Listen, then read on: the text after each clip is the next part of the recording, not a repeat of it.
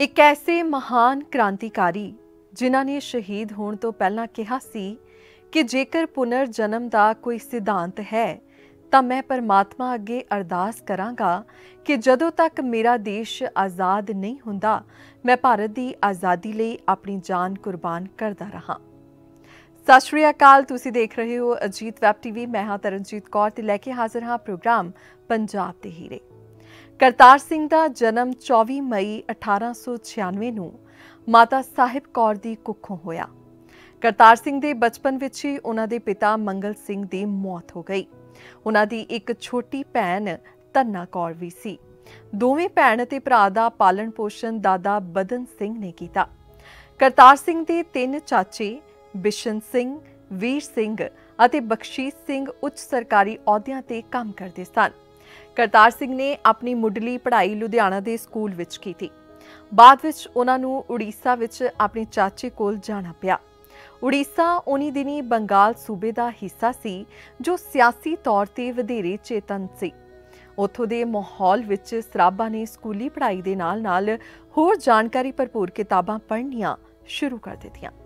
10वीं पास करन तो बाद उन्हां दे परिवार ने उन्हां नूं उच्च सिੱਖਿਆ लई अमरीका भेजण दा फैसला कीता ਅਤੇ 1 जनवरी 1912 ਨੂੰ ਸਰਾਬਾ ਨੇ ਅਮਰੀਕਾ ਦੀ ਧਰਤੀ ਤੇ ਪੈਰ ਰੱਖਿਆ। ਉਸ ਸਮੇਂ ਉਹ ਲਗਭਗ 15 ਵਰਿਆਂ ਦੇ ਸਨ। ਇਸ ਉਮਰ ਵਿੱਚ ਸਰਾਬਾ ਨੇ ਰੇਵੰਸ਼ਾ ਕਾਲਜ ਉੜੀਸਾ ਤੋਂ 11ਵੀਂ ਦੀ ਪ੍ਰੀਖਿਆ ਪਾਸ ਕੀਤੀ। ਸਰਾਬਾ ਪਿੰਡ ਦਾ ਰੁਲੀਆ ਸਿੰਘ 1908 ਵਿੱਚ ਹੀ ਅਮਰੀਕਾ ਪਹੁੰਚਿਆ ਸੀ ਤੇ ਅਮਰੀਕਾ ਪ੍ਰਵਾਸ ਦੇ ਸ਼ੁਰੂਆਤੀ ਦਿਨਾਂ ਵਿੱਚ ਸਰਾਬਾ ਆਪਣੇ ਪਿੰਡ ਦੇ ਰੁਲੀਆ ਸਿੰਘ ਕੋਲ ਹੀ ਰਹੇ। करतार सिंह सराबा नूं महान क्रांतिकारी लाला हरदयाल दा समर्थन मिलिया। 1911 विच करतार सिंह सराबा अपने कुछ साथियों नाल अमरीका चले गए। उत्थे वो चेरी विद्या प्राप्त करन लई गए, पर वो चेरी विद्या प्राप्त ना कर सके। इस तो बाद वो हवाई जहाज़ बनाउणा सीखण लई एक हवाई जहाज़ बनाउण वाली फैक्ट्री नाल जुड़ गए।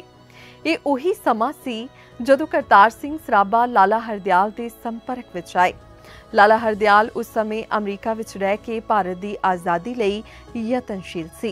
लाला हरदयाल इसलिए सान फ्रांसिस्को विच कई थावां ते गए अते भाषण देंदे रहे।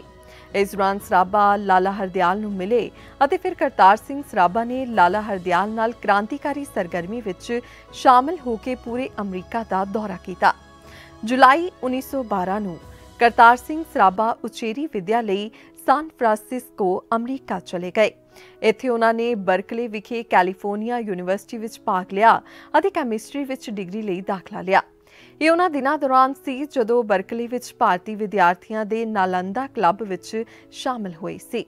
ਇੱਥੋਂ ਹੀ ਉਹਨਾਂ ਨੂੰ ਅੰਦਰੋਂ ਦੇਸ਼ ਭਗਤੀ ਦੀਆਂ ਭਾਵਨਾਵਾਂ ਨੂੰ ਜਗਾਉਣ ਦਾ ਮੌਕਾ ਮਿਲਿਆ। ਅੰਗਰੇਜ਼ ਸਰਕਾਰ ਵੱਲੋਂ 1905 ਵਿੱਚ ਕੀਤੀ ਬੰਗਾਲ ਦੀ ਵੰਡ ਕਾਰਨ ਪੂਰੇ ਭਾਰਤ ਵਿੱਚ ਇਨਕਲਾਬੀ ਲਹਿਰ ਸ਼ੁਰੂ ਹੋ ਗਈ ਸੀ। इस लहर तो प्रभावित होकर करतार सिंह सराबा भी इनकलाबी सरगर्मियां में शामिल हो गए। करतार सिंह छोटी उम्र विच ही किसी भी तरह देश नूं आज़ादी दिवाउणा चाहुंदे सी। अमरीका की फेरी दौरान 25 मार्च 1913 नूं ओरेगन सूबे विच भारतीयों का बहुत वड्डा इकट्ठ होया, जिस दे मुख बुलारे लाला हरदयाल सन। मीटिंग विच संबोधन करदियां लाला हरदयाल ने कहा कि मैनू अजिहे नौजवानों की लोड़ है जो भारत की आज़ादी लई अपनियां जानां वार देण। एक कथन सुन के करतार सिंह सराबा ने सब तो पहला अपने आप नूं देश लई पेश किया। देश नूं आज़ाद करवाउण लई इस नौजवान दे जज्बे नूं देख के लोकां ने खूब तारीफ की। इस मीटिंग विच लाला हरदयाल ने गदर नां दा अखबार छापण दा फैसला किया जो भारत की आज़ादी का प्रचार करता सी। ये अखबार भारत दीआं कई भाषावां विच छपदा सी। ये अखबार पहली बार 1913 विच प्रकाशित होया सी। करतार सिंह सराबा इस अखबार दे पंजाबी संस्करण का संपादन कर रहे सन। जल्दी ही पहला विश्व युद्ध छिड़ गया ते अंग्रेज़ां दी विगड़दी हालत नूं देख के इनकलाबियां ने उन्हां दी कमज़ोरी दा फायदा उठाउणा चाहिया। अजी स्थिति विच 5 अगस्त 1914 नूं अंग्रेज़ां विरुद्ध आवाज़ बुलंद की गई ते लगभग 6000 इनकलाबियां ने एकजुट होकर अंग्रेज़ां विरुद्ध आवाज़ उठाई। ये इनकलाबी झंडे अते हथियार लैके इनकलाब दे केंद्र भारत वाल चले गए। ये खबर अंग्रेज़ां तक पहुंच गई ਤੇ ਉਹਨਾਂ ਨੇ ਇਸ ਬਗਾਵਤ ਨੂੰ ਦਬਾਉਣ ਦੇ ਯਤਨ ਸ਼ੁਰੂ ਕਰ ਦਿੱਤੇ। ਇਸ ਦੌਰਾਨ ਬਹੁਤ ਸਾਰੇ ਕ੍ਰਾਂਤੀਕਾਰੀਆਂ ਨੂੰ ਭਾਰਤ ਪਹੁੰਚਣ ਤੋਂ ਪਹਿਲਾਂ ਹੀ ਗ੍ਰਿਫਤਾਰ ਕਰ ਲਿਆ ਗਿਆ, ਪਰ ਕਰਤਾਰ ਸਿੰਘ ਅੰਗਰੇਜ਼ਾਂ ਦੀ ਪਕੜ ਤੋਂ ਦੂਰ ਰਹੇ ਤੇ ਭਾਰਤ ਪਹੁੰਚਣ ਵਿੱਚ ਕਾਮਯਾਬ ਹੋ ਗਏ। ਹੁਣ ਉਹ ਕੋਲਕਾਤਾ ਪਹੁੰਚ ਗਏ ਤੇ ਆਪਣੀ ਯੋਜਨਾ ਦਾ ਵਿਸਥਾਰ ਕਰਨ ਲੱਗੇ।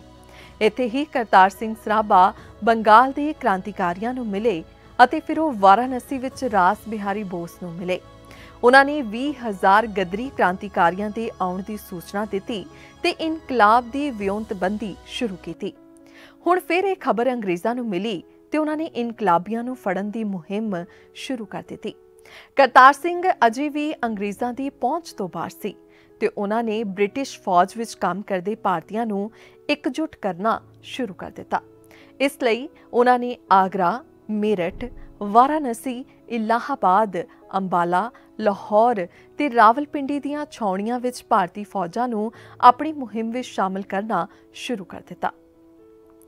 ਫਿਰੋਜ਼ਪੁਰ ਛਾਉਣੀ ਤੇ ਹਮਲੇ ਦੀ ਯੋਜਨਾ ਤਿਆਰ ਸੀ। 21 ਫਰਵਰੀ 1915 ਨੂੰ ਇਨਕਲਾਬ ਦੇ ਦਿਨ ਵਜੋਂ ਚੁਣਿਆ ਗਿਆ, ਜਦੋਂ ਕਿ ਅੰਬਾਲਾ ਵਿੱਚ ਫੌਜੀ ਬਗਾਵਤ ਹੋਈ।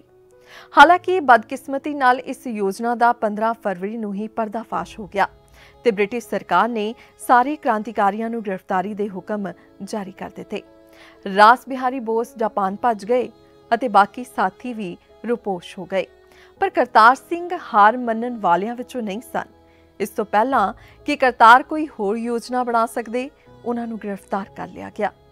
ਲਾਹੌਰ ਦੀ ਇੱਕ ਅਦਾਲਤ ਵਿੱਚ ਬਗਾਵਤ ਤੇ ਦੇਸ਼ ਧਰੋਹ ਲਈ ਉਕਸਾਉਣ ਲਈ ਕਰਤਾਰ ਸਿੰਘ ਦਾ ਮੁਕੱਦਮਾ ਚਲਾਇਆ ਗਿਆ ਤੇ ਅੰਤ ਵਿੱਚ 16 ਨਵੰਬਰ 1915 ਨੂੰ 19 ਸਾਲ ਦੀ ਛੋਟੀ ਉਮਰ ਵਿੱਚ ਉਹਨਾਂ ਨੂੰ ਫਾਂਸੀ ਦੇ ਦਿੱਤੀ ਗਈ। ਇਸ ਨਾਲ ਭਾਰਤ ਦੀ ਆਜ਼ਾਦੀ ਦਾ ਇੱਕ ਨੌਜਵਾਨ ਦੁਨੀਆ ਤੋਂ ਸਦਾ ਲਈ ਰੁਖਸਤ ਹੋ ਗਿਆ। ਕਰਤਾਰ ਸਿੰਘ ਉਹ ਭਾਰਤੀ ਕ੍ਰਾਂਤੀਕਾਰੀ ਸਨ ਜਿਨ੍ਹਾਂ ਨੂੰ ਅੱਜ ਬਹੁਤ ਘੱਟ ਲੋਕ ਜਾਣਦੇ ਹਨ। ਉਂਝ ਜਦੋਂ ਵੀ ਦੇਸ਼ ਦੀ ਆਜ਼ਾਦੀ ਦੀ ਗੱਲ ਹੁੰਦੀ ਹੈ ਤਾਂ ਉਸ ਵਿੱਚ ਕਰਤਾਰ ਸਿੰਘ ਸਰਾਭਾ ਦਾ ਨਾਂ ਜ਼ਰੂਰ ਲਿਆ ਜਾਂਦਾ ਹੈ। ਅਗਲੀ ਵਾਰ ਫਿਰ ਮਿਲਾਂਗੇ ਇੱਕ ਹੋਰ ਨਾਯਾਬ ਹੀਰੇ ਨੂੰ ਲੈ ਕੇ। ਹੁਣ ਮੈਨੂੰ ਤਰਨ ਨੂੰ ਦੇ ਦਿਓ ਇਜਾਜ਼ਤ ਤੇ ਤੁਸੀਂ ਦੇਖਦੇ ਰਹੋ ਅਜੀਤ ਵੈਬ ਟੀਵੀ। ਦੇਸ਼ ਦੁਨੀਆ ਦੀਆਂ ਤਾਜ਼ਾ ਖਬਰਾਂ ਦੇ ਲਈ ਹੁਣੇ ਪਲੇ ਸਟੋਰ ਤੋਂ ਡਾਊਨਲੋਡ ਕਰੋ ਪੰਜਾਬ ਦੀ ਆਵਾਜ਼ ਅਜੀਤ ਨਿਊਜ਼ ਐਪ। ਹੁਣ ਤੁਹਾਡਾ ਆਪਣਾ ਅਜੀਤ ਹਰ ਸੋਸ਼ਲ ਮੀਡੀਆ ਪਲੇਟਫਾਰਮ ਦੇ ਉੱਤੇ ਉਪਲਬਧ ਹੈ। ਫੇਸਬੁੱਕ ਦੇ ਉੱਤੇ ਹੁਣੇ ਲਾਈਕ ਤੇ ਫੋਲੋ ਕਰੋ ਅਜੀਤ ਦਾ ਅਫੀਸ਼ੀਅਲ ਪੇਜ ਡੇਲੀ ਅਜੀਤ ਤੇ ਹਾਂ ਨਾਲ ਹੀ ਦੋਸਤਾਂ ਨੂੰ ਪੇਜ ਲਾਈਕ ਕਰਨ ਦੇ ਲਈ ਇਨਵਾਈਟ ਕਰਨਾ ਨਾ ਭੁੱਲਣਾ। ਇੰਨਾ ਹੀ ਨਹੀਂ, ਹਿੰਦੀ ਦੇ ਵਿੱਚ ਖਬਰਾਂ ਵਾਸਤੇ ਲਾਈਕ ਤੇ ਫੋਲੋ ਕਰੋ ਸਾਡਾ ਫੇਸਬੁੱਕ ਪੇਜ ਅਜੀਤ ਸਮਾਚਾਰ ਹਿੰਦੀ। YouTube ਦੇ ਉੱਤੇ ਵੀਡੀਓ ਖਬਰਾਂ ਦੇਖਣ ਦੇ ਲਈ ਹੁਣੇ ਸਬਸਕ੍ਰਾਈਬ ਕਰੋ ਅਜੀਤ ਦਾ official YouTube channel Ajit web TV. ਤੁਹਾਡਾ ਆਪਣਾ ਅਜੀਤ ਹੁਣ ਟਵਿੱਟਰ ਤੇ ਇੰਸਟਾਗ੍ਰਾਮ ਦੇ ਉੱਤੇ ਵੀ ਉਪਲਬਧ ਹੈ। ਟਵਿੱਟਰ ਦੇ ਉੱਤੇ ਖਬਰਾਂ ਦੇ ਲਈ ਫੋਲੋ ਕਰੋ ਡੇਲੀ ਅਜੀਤ ਤੇ ਇੰਸਟਾਗ੍ਰਾਮ ਦੇ ਉੱਤੇ ਖਬਰਾਂ ਦੇ ਨਾਲ ਵੀਡੀਓ ਦੇਖਣ ਦੇ ਲਈ ਫੋਲੋ ਕਰੋ ਬਲੂ ਟਿਕ ਵਾਲਾ ਸਾਡਾ ਅਫੀਸ਼ੀਅਲ ਚੈਨਲ ਡੇਲੀ ਅਜੀਤ। ਇੰਨਾ ਹੀ ਨਹੀਂ, ਅਜੀਤ ਦੇ ਵੀਡੀਓ ਹੁਣ ਤੁਸੀਂ ਐਪਲ ਟੀਵੀ ਦੇ ਉੱਤੇ ਵੀ ਵੇਖ ਸਕਦੇ ਹੋ ਤੇ ਨਾਲ ਹੀ ਅਜੀਤ ਅਖਬਾਰ ਦਾ ਡਿਜੀਟਲ ਐਡੀਸ਼ਨ ਪੜ੍ਹਨ ਦੇ ਲਈ ਡਾਊਨਲੋਡ ਕਰੋ ਅਜੀਤ ਈ ਪੇਪਰ ਐਪ। ਤੁਹਾਡਾ ਆਪਣਾ ਭਰੋਸੇਯੋਗ ਚੈਨਲ, ਤੁਹਾਡੀ ਆਪਣੀ ਆਵਾਜ਼, ਪੰਜਾਬ ਦੀ ਆਵਾਜ਼ ਅਜੀਤ।